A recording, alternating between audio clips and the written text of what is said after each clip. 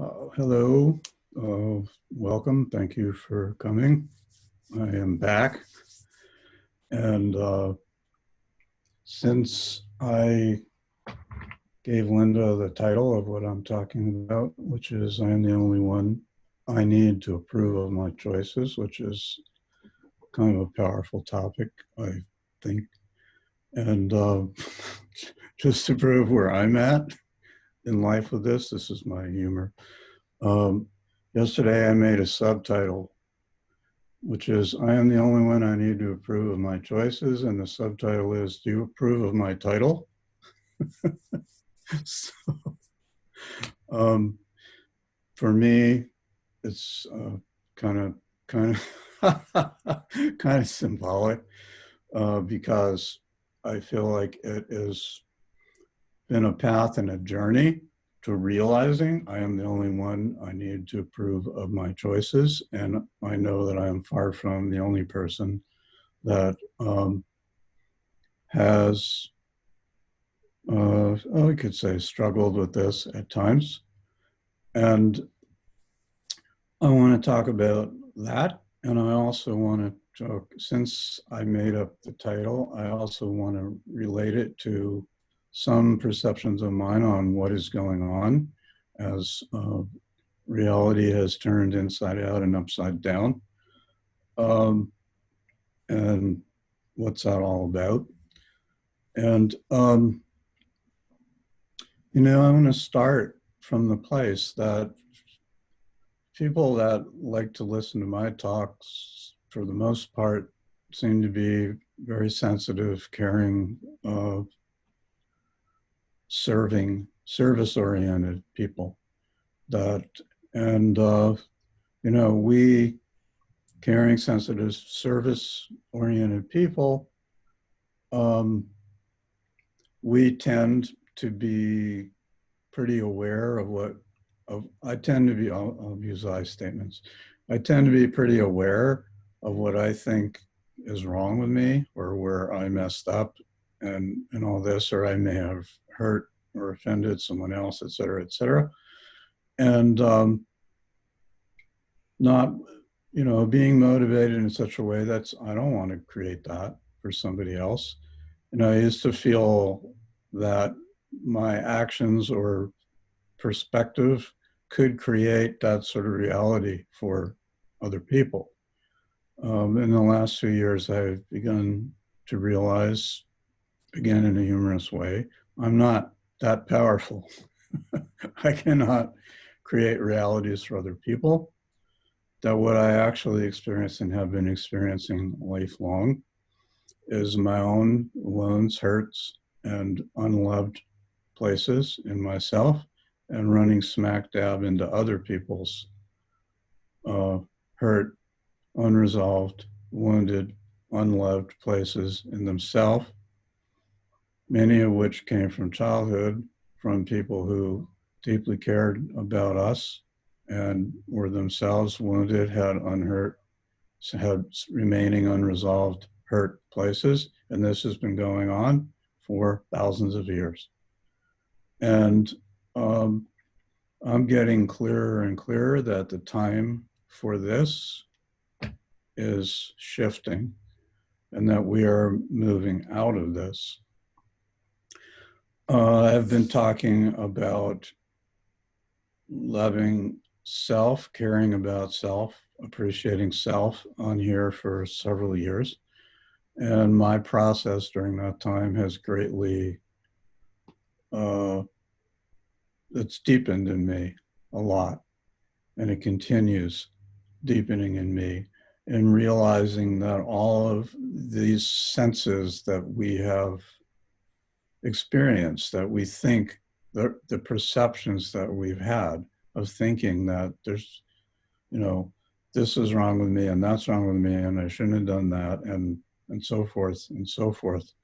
That they're actually perceptions and they're not wrong. This is the thing. I just see more and more and more because we tend to be our own harshest critics. And in a way, there's some value in that. There's some value in that. But we tend to be overly critical. It comes with the territory, it seems, of being a sensitive person and of having received all sorts of feedback during the course of one's life about either being overly sensitive or tuned into some other sort of reality that a lot of people seem to be tuned into. And, I'm being judged and criticized for that. And the one I'm becoming more and more aware of is the shaming that has occurred. And it's typically not always an explicit shaming. Sometimes it's a subtle shaming as a child, which is kind of just answers and things that sort of try to keep the child in its place. And there's like subtle put downs. And to a sensitive person, those are very, very painful. I've been noticing in myself, because I was raised by people who didn't have a lot of self-love and who, without their even realizing it, were shaming, that a lot of my language at times and in the past has been, I too have subtly shamed other people. And it's sort of an attitude like, don't you understand that? What's wrong with you? It's not said in so many words, it comes through the tone of what's being spoken. And I'm becoming aware of that, because the bottom line of it is that none of us deserve that at all, at all, at all, at all. And because of our conditioning, we don't know necessarily, we don't even know that we're doing that.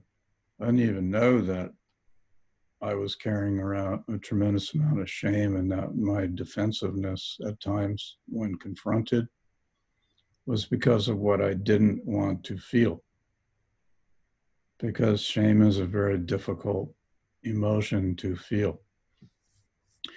So in this process of self-acceptance, which is the part and parcel of self-love and self-appreciation, it becomes easier to be okay feeling feelings that I don't particularly like, that I don't particularly want to feel, that I haven't wanted to feel.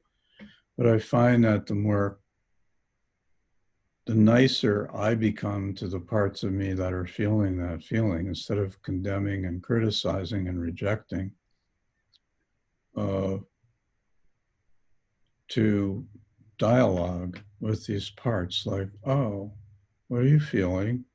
And how is it that you feel that way? Where does this come from? What's the root here? And what is it that you would like to feel, not this, that you feel so bad about? And in working with this and in the self-acceptance of it, a whole lot changes on the inside. A whole lot changes on the inside. And it's a cumulative thing, because it's a reprogramming of our deepest, or my deepest unconscious patterns. And little by little, as gently as possible, they shift.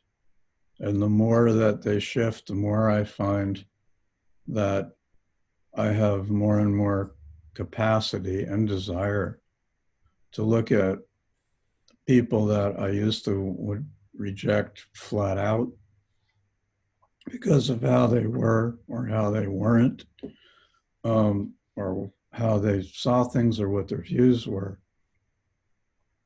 And I can begin to see the hurt that they must have experienced that brought them to the perspectives where they are, that are clearly not making them happy, because being in somebody else's face is not really a sign of showing how good you feel about yourself. And so we have a lot of hurt people. And this is the state of our world. So to get into, I am the only one I need to approve of my choices. This is the healing, I would say, can be reworded, simplified. That's the way it came to me. But it's kind of like the codependency healing mantra. And we have learned in most of our cultures that if I'm doing, or many of us have, that if I'm doing the right thing, that people are going to like me. They're going to like my choices. They're going to like what I'm doing. And I want them to like me, because when I don't particularly like me and other people show up that act like they're liking me, that's a really good feeling. So I want to, in, in being unaware of this pattern, I want to sustain that experience. In other words, I want them to keep liking me the way they're liking me. And so what happens is I begin modifying or changing my behavior, not doing things that might upset them, that I might feel justified in doing. In order to do that, I have to convince myself that there's something wrong with the way I'm feeling. In other words, if I'm irritated about something, and I know that if I express my irritation, that the liking that I've been receiving from the person is likely to stop. So I can either suppress it. I think in this culture, what a lot of people do is put on that gigantic smile that you see in like every picture that you're supposed to see, whether or not person's actually feeling that way, because that's where we've been trained. We want to see people smiling. We don't want to see people angry or sad or, whatever. And this leads to when I feel that way, there's something wrong. And there's something wrong with me because the way that I'm feeling is not accepted. If a person likes me when I'm smiling, and they don't like me, or they shut down to me when I've got something that's not so pleasant that I need to bring up with them, uh, the tendency to not be totally honest about what I'm feeling can be quite strong. And in a lot of ways, this is how, to me, this is how our culture is put together, how we have been trained. We've even been taught this is what good people do. And so the very idea of being authentic, I'm not, now what I'm talking about here, just to clarify, I'm not saying that if I'm angry at someone, perhaps I'm justified angry at something. They did something that just to me was really off, um, and affected me. I'm not saying that it's okay for me to go up to them and start calling them names and yelling at them. That's not really constructive. But to not let them know, or to make it in me that there's something wrong, that I'm upset about what somebody did, and go, well, you can't be that way. That's not spiritual, or etc. Is not really being real, is not really being honest. So if I'm getting approval from a person when I'm doing stuff that they like, that they approve of, and I'm getting rejected or shot down or not loved and appreciated when I'm doing stuff they don't approve of, they don't like, they don't want, that's the basis of conditional love. I love you when. And because most of us are kind of starved for love inside, many of us have signed on to this social contract, which is I will do this conditional love dance with you, and you can do it with me, and we will not admit to each other that that's what we're doing. And in essence, what's happening is It's two people trying to, or more than two people, but let's say two. It's two people trying to manipulate each other's expressions, actions, words in order to prevent the person who is doing the manipulating from having to experience experiences and feelings that they will find uncomfortable, perhaps quite uncomfortable. And this is the root of codependence. You know, it's like a subtle, unspoken agreement. This is the way we're going to play this out. And when I step too far out of the bound of what the other person decided is their boundary in this agreement, then they're going to let me know about it. One way they let me know about it, they don't necessarily have to say anything. They can just shut down, turn off their caring, not listen, not pay attention. Then I know subtly, unconsciously, without even realizing it, oh, I have stepped over a boundary. So in my case, and I think it's relatively common, I learned to respond to that by feeling like I had done something wrong. This leads to guilt, and when you pile it up high enough, it leads to shame. Well, if they don't like me or I said something that is offensive and now they don't want to, then I did something wrong. I shouldn't have said that. But it was an honest statement on my part. But I don't allow myself to make the honest statement because of the consequences of making the statement. Because something that I feel I want or even need is going to be turned off if I do certain things, if my behaviors are certain ways. Thus, I am allowing myself to be manipulated. And in certain ways, I'm also manipulating the other person because I'm not really being fully honest with them about what's going on. These are the social constructs that are in our culture to a massive degree. And why is this? To me, the number one underlying principle that I've come up with, that I sense in people, as my own is healing, I become more aware of it in general, is that most of us, especially in Western cultures, have a really deep sense of unworthiness. Deep sense of unworthiness. And we were raised by people who had a deep sense of unworthiness. They didn't know how to have a sense of worthiness. So how they could not pass that on to us.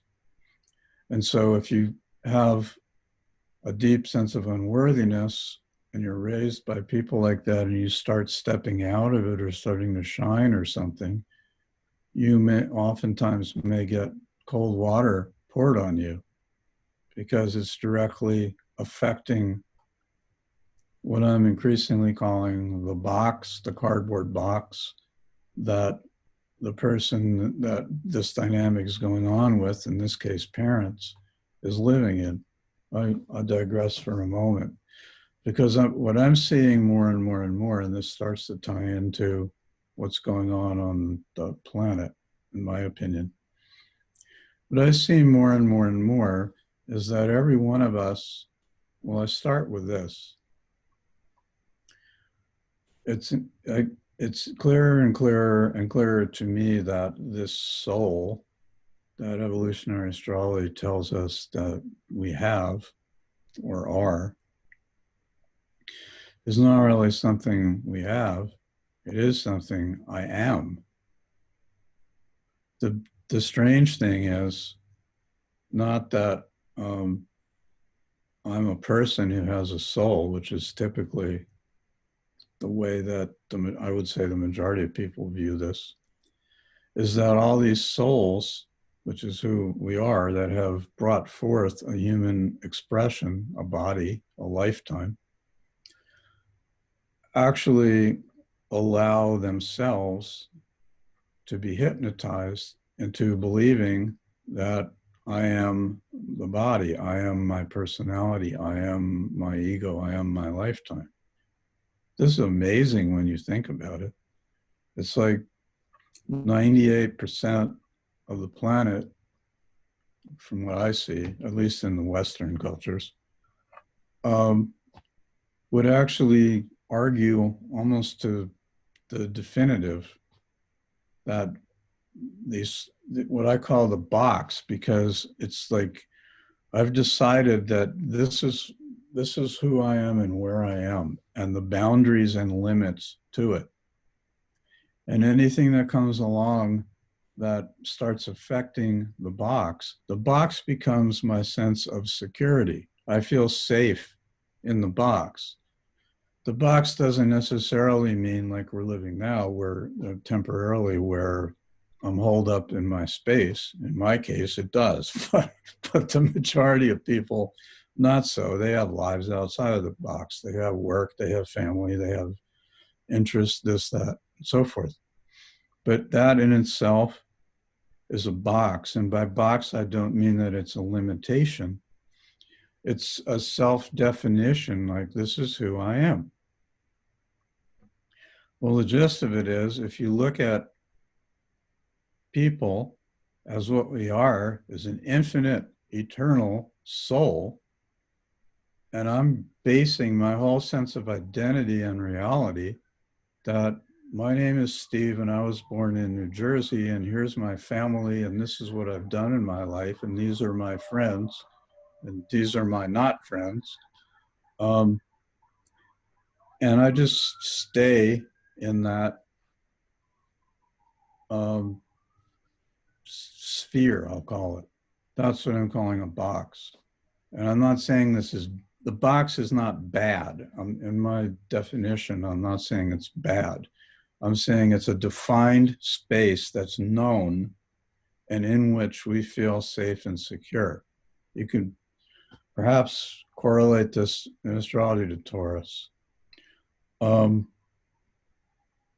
then what happens is, because life, the eternal flow of life, is continually, evolution, growth, is one of the core principles of this consciousness that has created, it's split itself as souls and then as humans, is continually trying to expand and take us beyond where we are, which to me is why, we get bored at certain points in our life where it seems like nothing is going on. And to me, that's all about the growth, the evolution, that we're continually being expanded. I really like using the metaphor of school for this, because pretty much everybody's gone to school.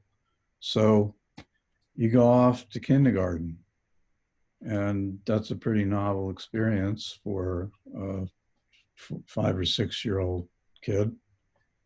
But it just keeps going. Every year you're in another grade. Every new grade is a new set of experiences. At certain points in this cycle, you start going to a different school. You graduated. It's a good metaphor, because like staying back, that's a bad thing, right? If you have to repeat the 5th grade, that's a bad thing. That's just not cool. But we have a world full of people who are choosing, in essence, to repeat the 11th grade or the 16th grade or whatever it is, by going around and around and around. And when life comes along and shakes the box up, like an earthquake or something, a flood or something, the normal response the majority of people seem to have is they don't like it. They don't like it.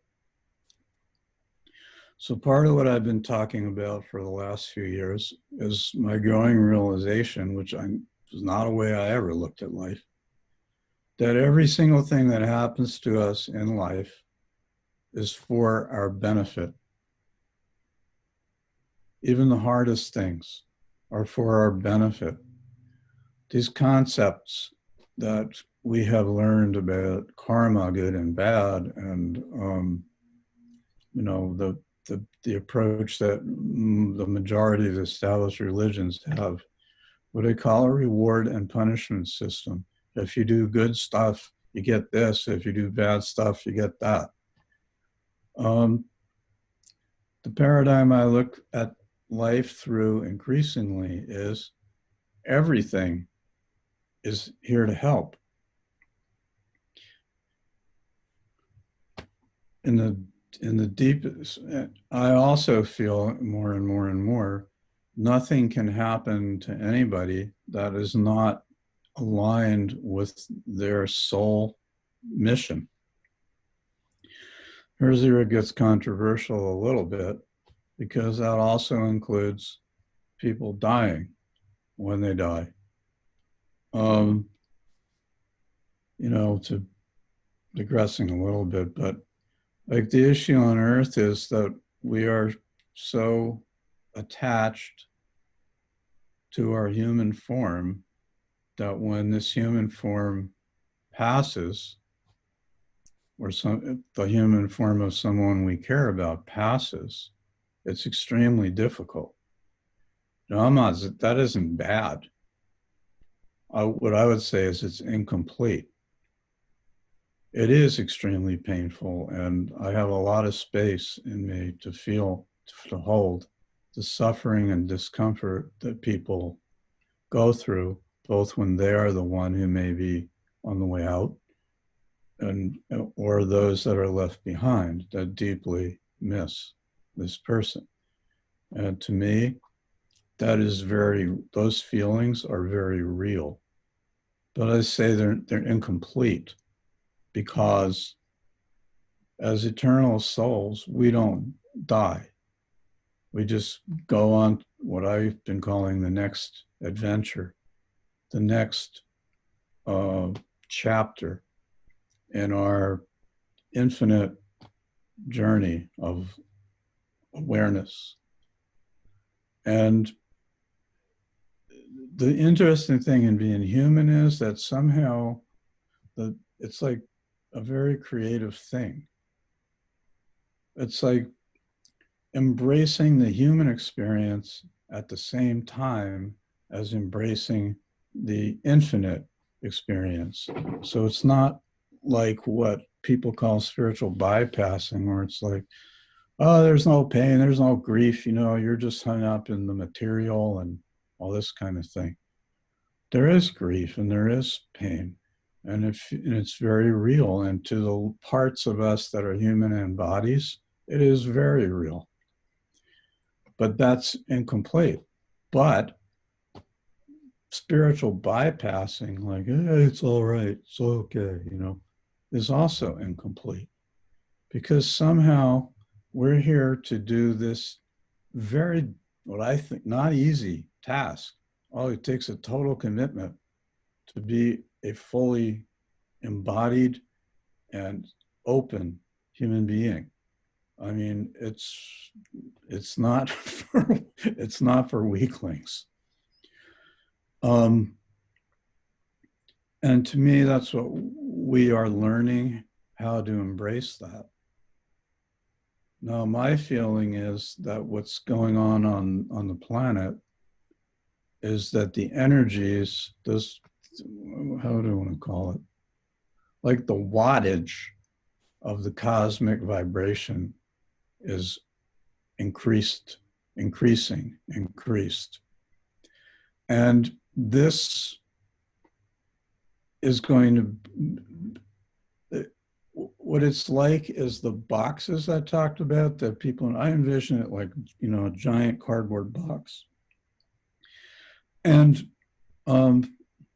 yeah, a good metaphor is like snakes, that a snake sheds its skin.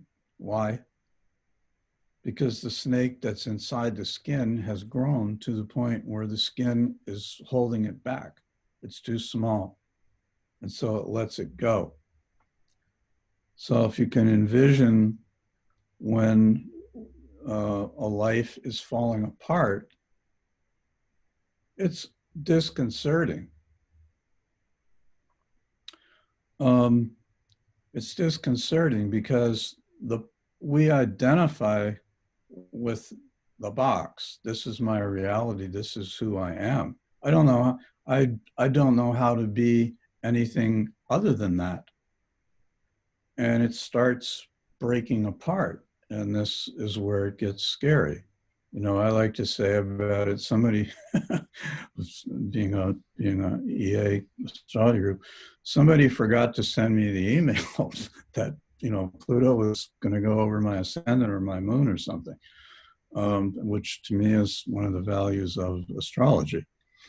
But if you don't have an indicator in advance that something like this is going to go on, it kind of catches you broadside.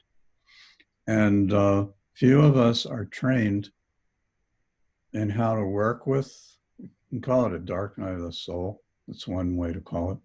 How to work with the breaking down, the utter breaking down of my whole sense of who I am. And this can manifest physically, you know, in loss of people that I'm close to, or floods, fires, destruction, viruses, because it's time for change. It's time for change. We clearly, I would say, the way that we've kind of outgrown on the planet, like it's not sustainable anymore, the way of life that we have developed. And that way of life has brought us to where we are now. And there's some really great things about the way of life we have now, and there's some less than great things and some unsustainable things. And none of this is my learning. You know, I spent a lot of my life being upset about this, that, and the other thing in the world and how people were, and dum dum dum dum. And I was very, very upset about all this. And I don't think that, you know, how do I want to phrase this? It's obvious to me there are a lot of things and attitudes and behaviors and structures in the world that could be put together in a way that's more of greater benefit to the whole. That's clear. But at the same time, the structures, this is what I'm learning, the structures that we have are what allowed us to get to this point where we can begin to make different choices. We, because of viruses and what's going on, we are, you know, we have to make different choices. Now, there's a significant percentage of the population that is going to disagree with what I just said and is going to believe that we're just, you know, in 2 months or 6 months or 2 years or 3 years or 10 years, we're going to go back to the way it has been. Because it's scary to them that it would change. And it's like, well, the way it is, I've worked all my life to get what I have now, and I'm not giving it up, all that.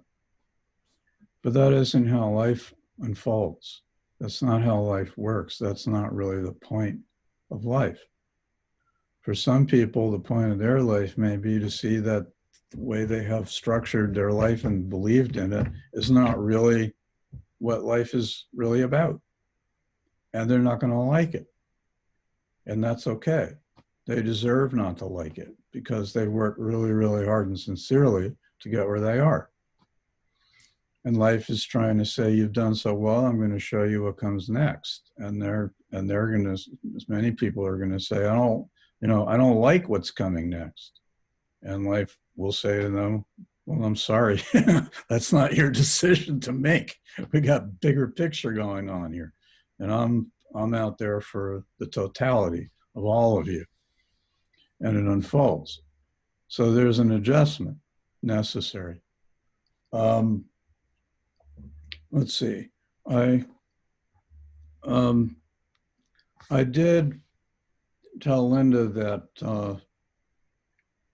I would have some Q&As. So if anybody has any questions or comments, I don't know, send them in by chat now. We're just going to stop for a few minutes if anybody has anything to bring up, and we can address it. And if not, we'll do it again a little later.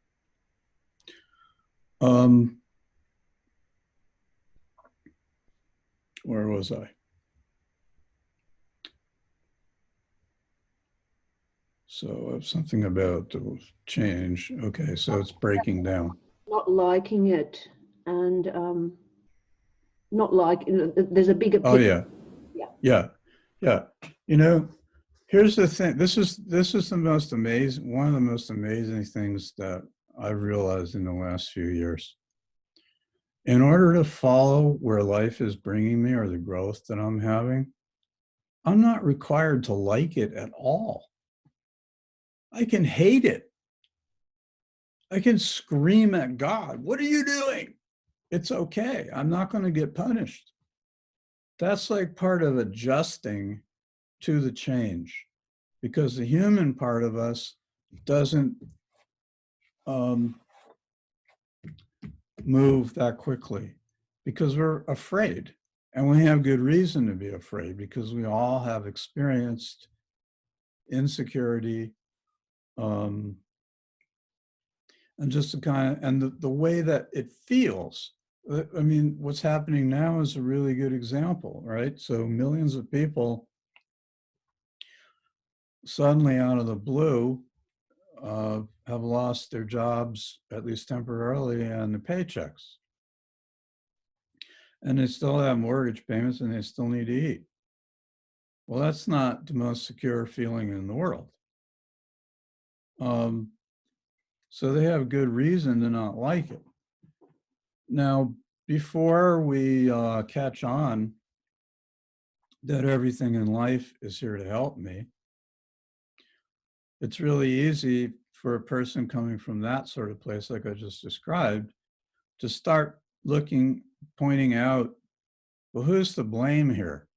Whose fault is this? Who's responsible for this? Why did this happen? In other words, looking for a scapegoat. Why?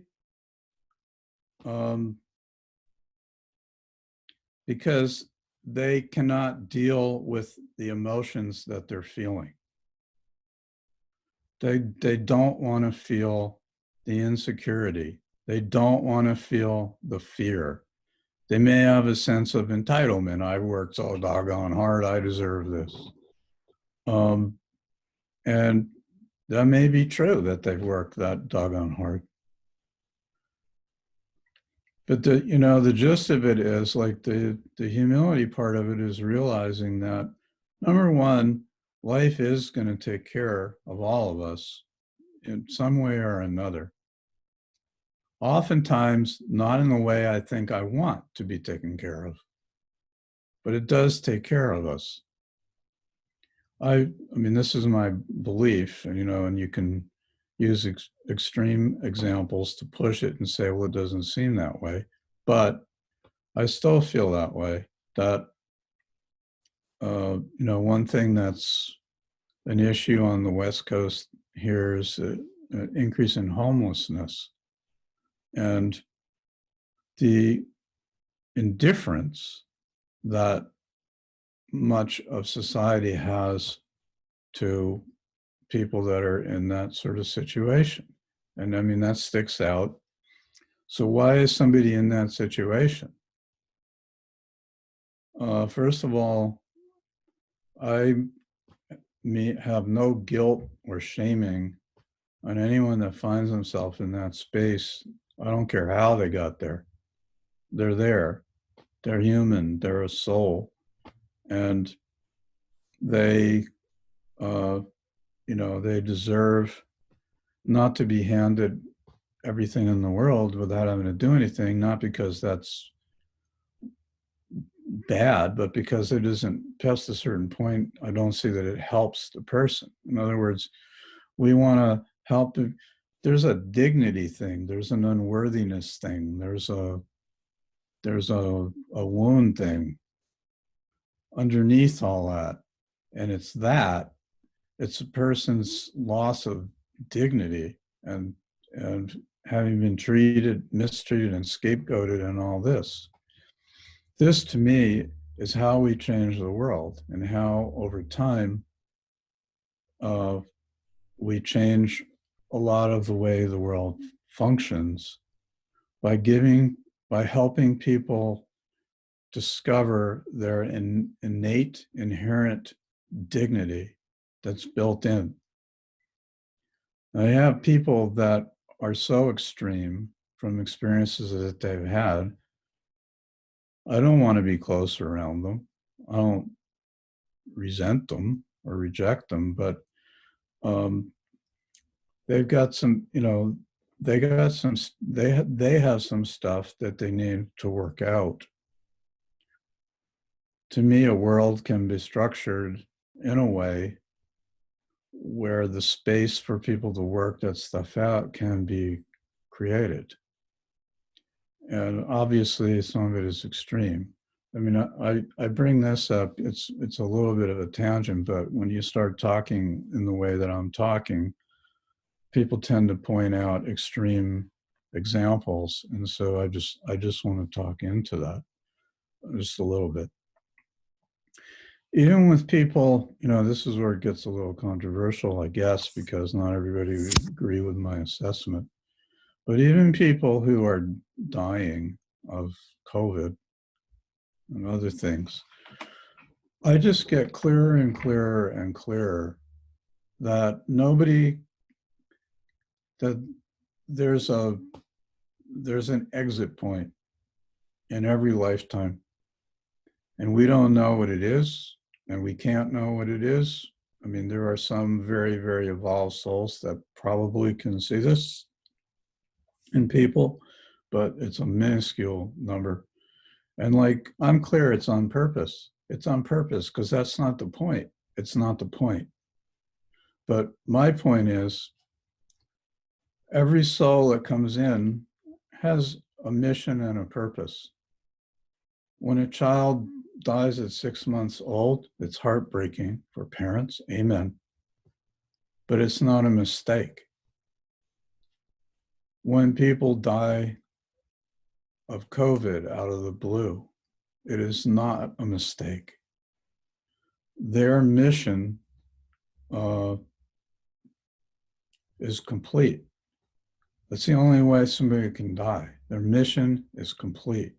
We don't know what the next person's reasons at the soul level are for being here. We don't know what they are. We don't know what they're going to be going through. And like every single one of us is utterly unique. We have our own incredibly unique path, journey. This to me is why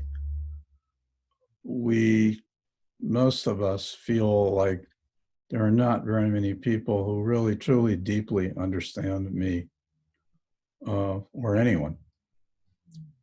And I look at it like, not that I'm doing something wrong, but an increasing realization.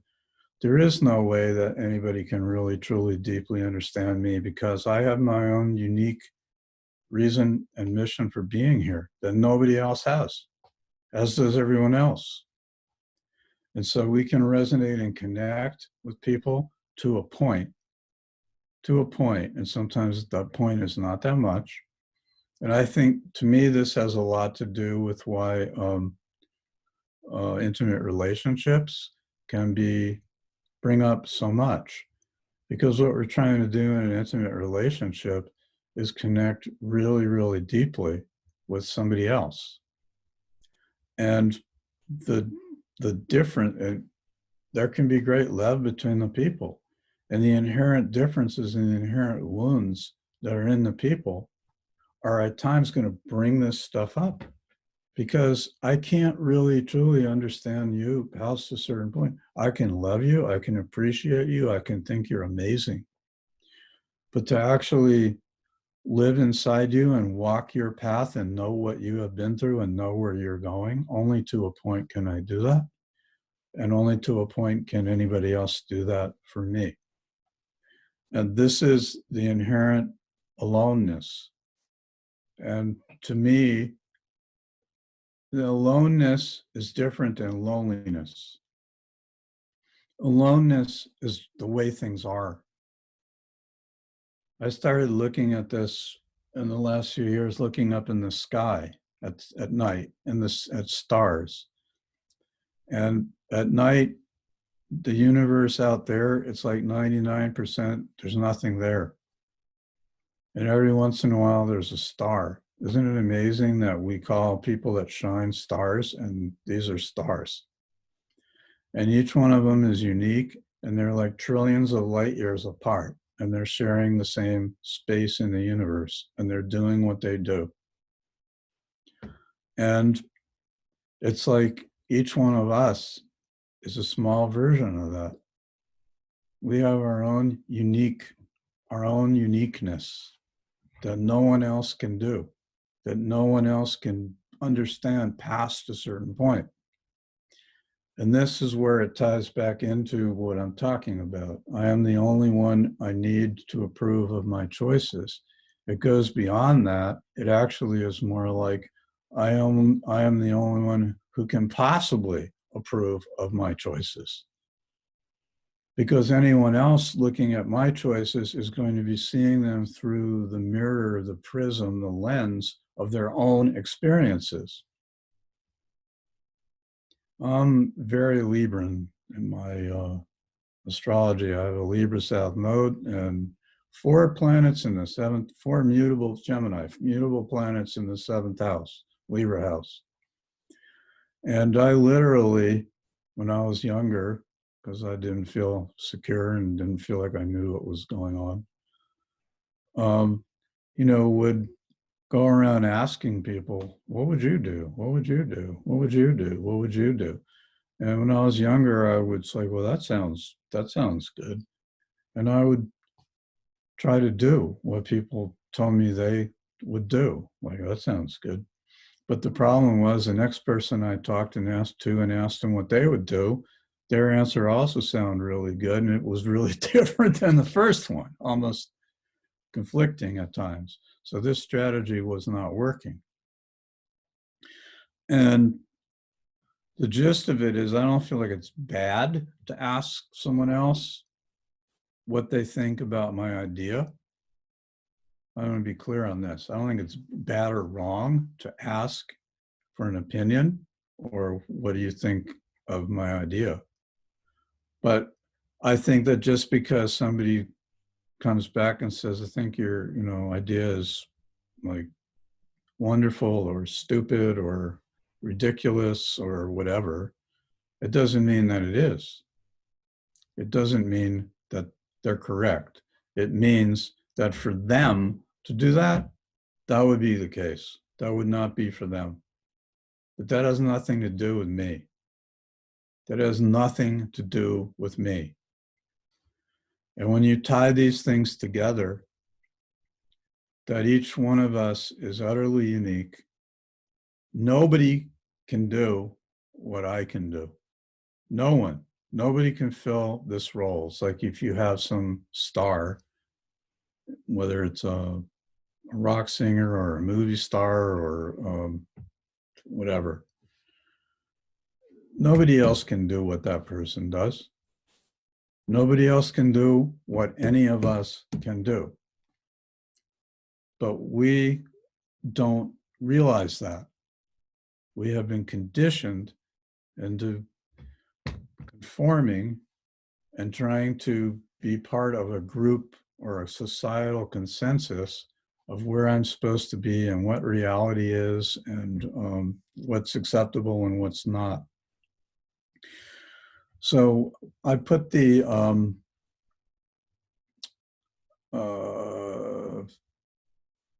footnote on this that what I'm talking about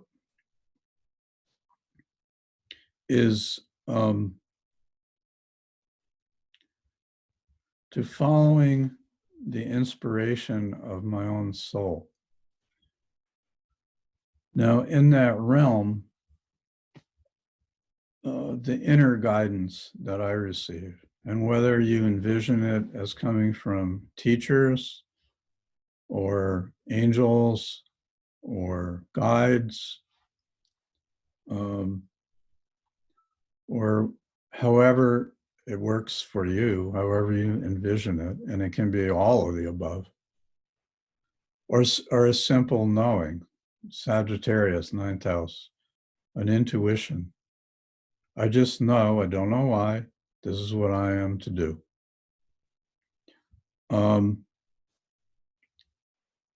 And we have been left-brained out of, in our education, out of believing in our gut knowing. And in the opinions and objections that we receive from other people when asking about my gut knowing. So the issue again is that anybody who is telling me their opinion or what they would do in my situation is referring to, is speaking to me out of their box, that cardboard box I was talking about, their perception, their reality, their self-definition.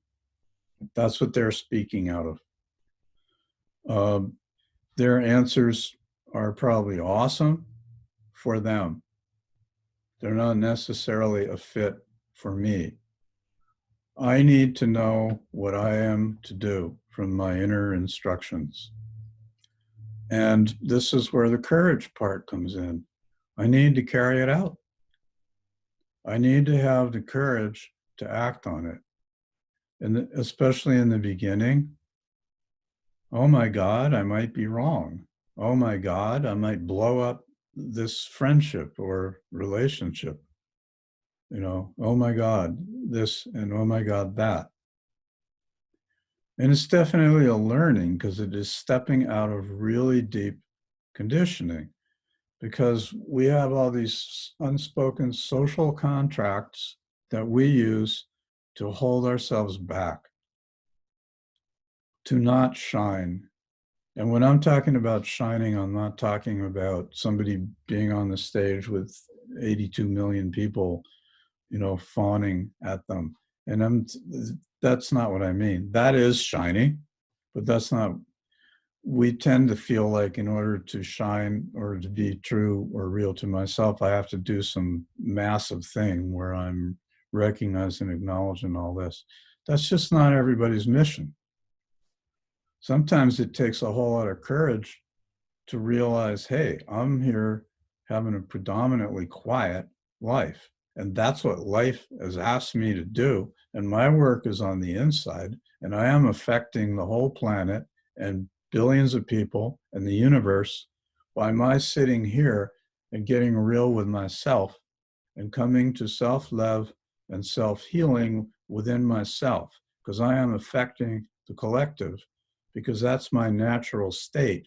And there's so few people on this planet at this time that are in their natural state, allowing themselves to be who they are and how they are. That every one person that is willing to do that, learns how to do that, dares to do that, loves themselves enough to allow that to unfold, is making it easier and easier for other people to do the same. So I am clear. The world is going to change as more and more of us embrace who we really are, how we really are, and why we're here. And it is each person is unique to them. That's the amazing part. Like to life, every single one of us is a star. Every single one of us is a star. And life is, in a way, waiting, not like a overbearing parent, but like a gentle, caring parent, encouraging us to step up. or step in. I won't even say it that way, because it doesn't necessarily mean some big outer display.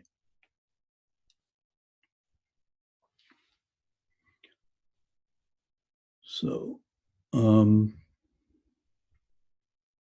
let's see.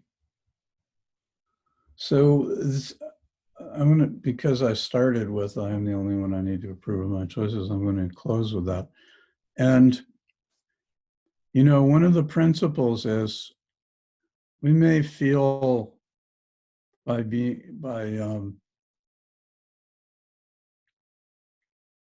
do I put this? Maybe I have people in my life that whose patterns have tended to dominate me, or not really feel respected by, or not seen or heard. And it could be parents, you know, could be partners, could be kids, could be friends, could be a boss. We've kind of learned to cope or acquiesce, is a better word, just give in certain ways. And so how, you know, how do we change this? So my point is, we may think that it's not loving to let somebody know I really feel. Again, I'm not in any way saying, you know, unload on somebody. I've been holding this in for 22 years. And, you know, no, I'm not talking about that. I'm not talking about that. But it's like stepping up to self. There's a self-dignity thing here. And you know what? I know that this is right for me. And doggone it, I may be very afraid to take the steps, but I am changing this from the inside out. The time has come. I see I'm taking the next step in being true to myself.